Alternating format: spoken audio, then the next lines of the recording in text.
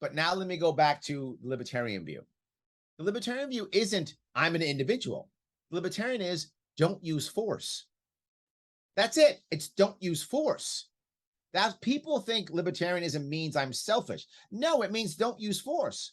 Lots of libertarians want to get together. You know what a libertarian society actually is in America? The Amish. The Amish, they are literally libertarians.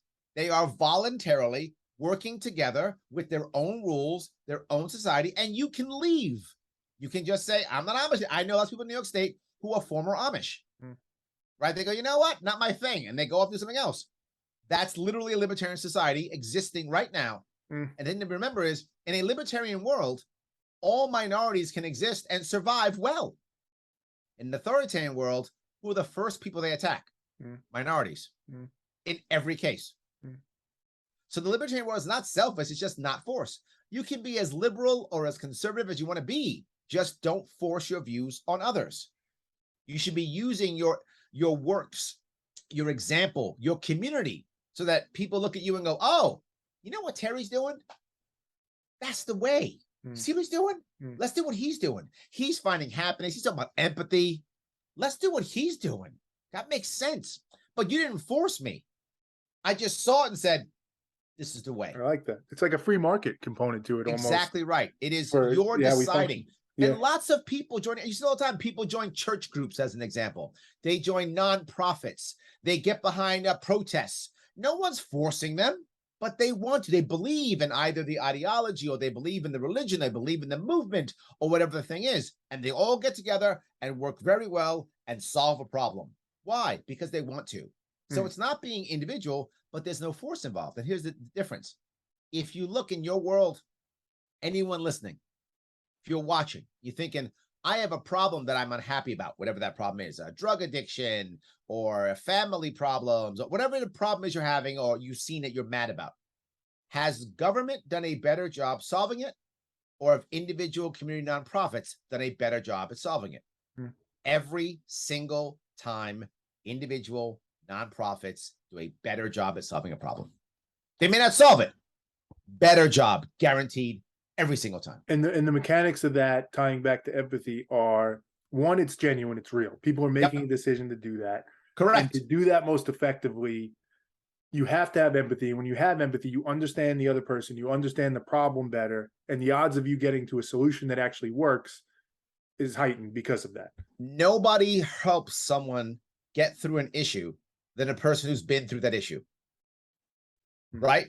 You want to solve some, say, broken dad who's been hammered through a bad divorce? Get someone who survived, get a dad who survived a bad divorce. He'll walk him through it. You have someone who's an addict. My mother was an addict. If you get someone who's an addict, you want to say, who's going to solve it? Another former addict, right? Whatever is the problem, right? You have you were abused as a child. Who's going to help you get through that? Someone who survived child abuse, right? Because they have the ultimate empathy. They have been through the thing that you are going through. They will be the best. But not just that. What kind of person joins the nonprofit to solve the problem? Someone who cares, and usually that problem has either been in them or someone they love, almost always. And that's why they join. Why does someone become a government worker? I'm not mad at government workers. Government workers, good, pay your bills. Please pay your bills. I want everyone to pay your bills. Please do it. Any job that pays your bills is a good job.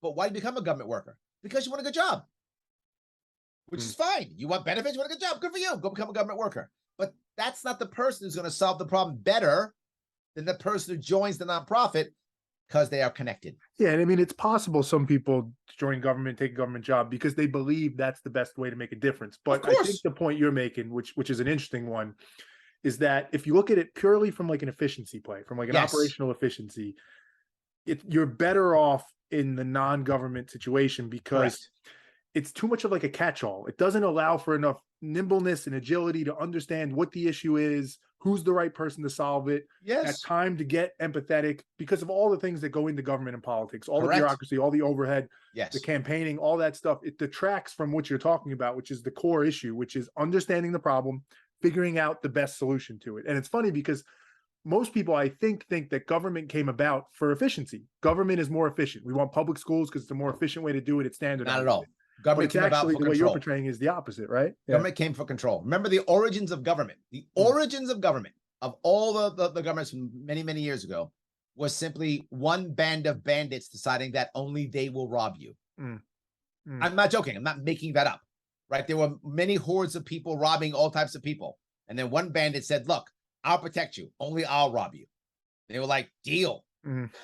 Only one band of people comes to rob me and doesn't kill me? No, we just come by, take our cut. It's a protection racket, right?